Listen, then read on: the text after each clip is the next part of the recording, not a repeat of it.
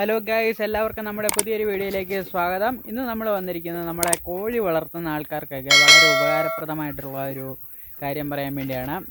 വേനൽക്കാലമാണല്ലോ, നല്ല ചൂടാണ് ഇപ്പം നമ്മുടെ കേരളത്തിലെല്ലാം തന്നെ.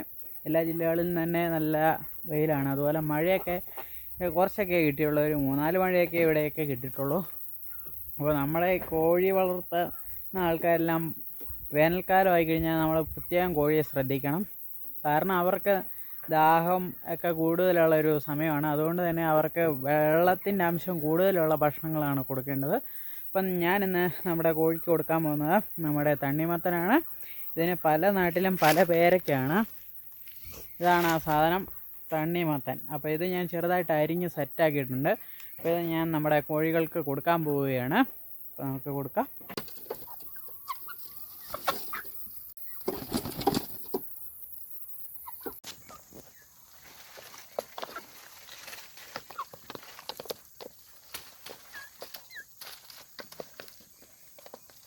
വേനൽക്കാലത്ത് നമുക്ക് ഇതുപോലെ തന്നെ കോഴിക്ക് കൊടുക്കാൻ പറ്റിയ മറ്റൊരു സംഭവമാണ് വാഴപ്പിണ്ടിയുടെ സംഭവം. വാഴപ്പിണ്ടി നമ്മൾ ചെറുതായിട്ട് വെട്ടി ഞുറുക്കിയിട്ട് വേണം അത് കൊടുക്കാൻ. അപ്പോൾ അവർ നന്നായിട്ട് കഴിച്ചോളും. പിന്നെ ഇവർക്ക് കൊടുക്കുന്ന വെള്ളമൊക്കെ നല്ല ശുദ്ധമായ വെള്ളമായിരിക്കണം. അതൊക്കെ നമ്മൾ ശ്രദ്ധിക്കണം. അങ്ങനെ കുറേ കാര്യങ്ങളൊക്കെ ശ്രദ്ധിക്കുകയാണെങ്കിൽ. പിന്നെ തണൽ ആണ് പ്രധാന ഒരു സംഭവം. ഇവിടെ നല്ല തണൽ കിട്ടുന്ന ഒരു സ്ഥലമാണ്. ഞാൻ പിന്നെ ഗ്രീൻ നെറ്റൊക്കെ വലിച്ച് കെട്ടിയിട്ടുണ്ട്. അതുകൊണ്ട് തന്നെ ഇവിടെ വെയിലിൻ്റെ വലിയ ശല്യമില്ല. പിന്നെ വലിയ ഹൈടെക് കൂടുകളൊക്കെ ആണെങ്കിൽ ഇരുമ്പയിലായിരിക്കുമല്ലോ. അപ്പോൾ അങ്ങനെയുള്ള സ്ഥലങ്ങളിലൊക്കെ അതിൻ്റെ മുകളിൽ വല്ലോ ഇതുപോലെ ഗ്രീൻ നെറ്റോ അതുപോലെ ഓല മടഞ്ഞതോ ഒക്കെ ഇടുകയാണെങ്കിൽ നമുക്ക് ചൂടിൻ്റെ ശല്യം വളരെ കുറയ്ക്കാൻ പറ്റും. ഇവിടെ പിന്നെ ചൂടിൻ്റെ വലിയ സീനൊന്നുമില്ല. അത്യാവശ്യം ചൂടൊക്കെ കിട്ടുകയും ചെയ്യും, കുഴപ്പമൊന്നുമില്ല. അങ്ങനെയൊക്കെയാണ് നമ്മുടെ ഇവിടുത്തെ കാര്യങ്ങൾ.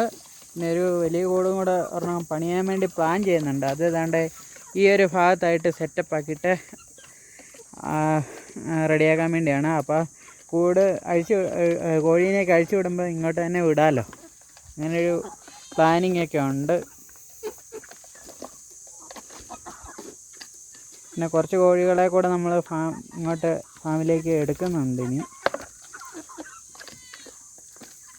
ഇവരെല്ലാം വളർന്ന് അത്യാവശ്യം വലുതായിട്ടുണ്ട്.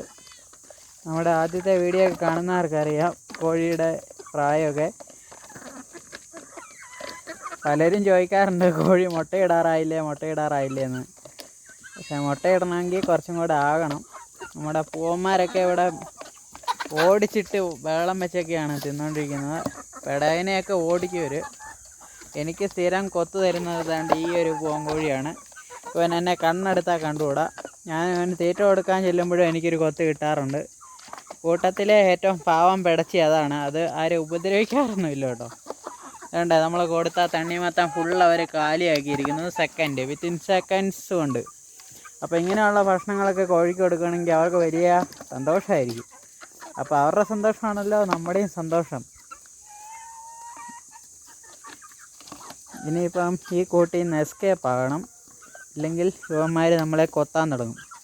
അപ്പം കൊത്താൻ തുടങ്ങുന്നതിന് മുന്നേ നമുക്ക് ഓടി രക്ഷപ്പെടാം. എടാ പോവാ എങ്ങോട്ടാടാ നീ പോകുന്നേ? എൻ്റെ അടുത്ത് നിൻ്റെ കളിയൊന്നും നടക്കത്തില്ല കേട്ടോ. പോവാ കേട്ടോടാ, എന്നെ കൊത്താന്നൊന്നും നീ വിചാരിക്കണ്ട. മര്യാദയ്ക്ക്. എൻ്റെ ഫോണിലങ്ങനെ തൊട്ടാലുണ്ടല്ലോ കോഴി പോയി തരത്തിപ്പോയി കളിക്ക് പോകാൻ കോഴി. അയ്യപ്പ. അപ്പം നമ്മളെ കോഴിക്ക് ഫുഡൊക്കെ കൊടുത്തിരിക്കുകയാണ്. അവരത് മൊത്തം ഷാപ്പിട്ടാച്ച്. അപ്പം കോഴികളെയൊക്കെ വേനൽക്കാലത്ത് നമ്മൾ വളരെ ശ്രദ്ധിച്ചൊക്കെ വളർത്തണം. ചിലപ്പോൾ ഒരു രോഗം കാണത്തില്ലായിരിക്കും, പെട്ടെന്നായിരിക്കും ഇത് കുഴഞ്ഞു വീണ് മരിക്കുന്നത്.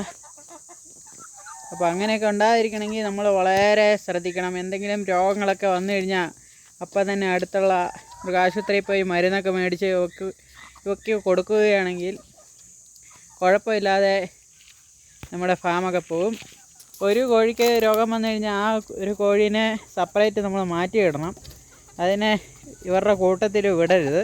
അങ്ങനെ വിട്ട് കഴിഞ്ഞാൽ ബാക്കിയുള്ള കോഴിക്കും രോഗം വരാനൊക്കെ സാധ്യതയുണ്ട്. ആ കാര്യങ്ങളൊക്കെ എല്ലാവരും ഒന്ന് ശ്രദ്ധിക്കണം. പിന്നെ കോഴിക്ക് ധാരാളം ജലം, ശുദ്ധജലം കൊടുക്കുക. ഇത്രയൊക്കെ കാര്യങ്ങളാണ് വേനൽക്കാലത്ത് നമ്മൾ ശ്രദ്ധിക്കേണ്ടത്. ഇപ്പം നമ്മുടെ കോഴികൾ എല്ലാം ഇപ്പോൾ ഹാപ്പി ആയിട്ടുണ്ട്, അതിലൊക്കെ നടക്കുന്നുണ്ട്. അപ്പം ഇത്രയൊക്കെ ഉള്ളൂ ഇന്നത്തെ വീഡിയോ. നമുക്ക് പുതിയൊരു വീഡിയോയുമായി വീണ്ടും കാണാം. കോഴികളെയൊക്കെ എല്ലാവരും നന്നായി നോക്കി വളർത്തുക. വേനൽക്കാലമാണ്, സൂക്ഷിക്കുക.